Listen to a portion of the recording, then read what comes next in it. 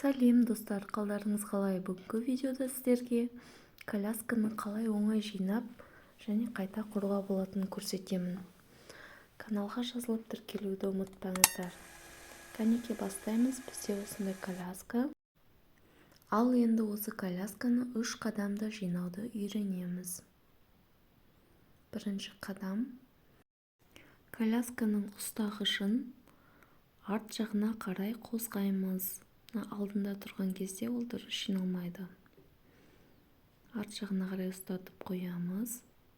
Екінші қадам, колясканың артын тік жоғары қоямыз.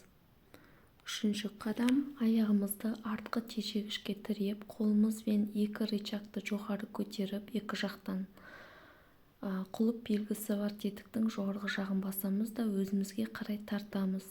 Сол кезде коляска өзі екіге бүктеліп жинала бастайды. Қайта қалпына келтіру үшін ұстағышынан ұстап жоғары көтеру жеткілікті. Мінекей осылай қалпына келе салады оп-оңай.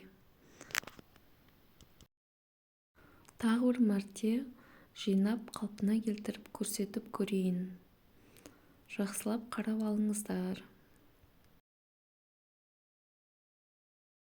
Назарларыңызға рахмет.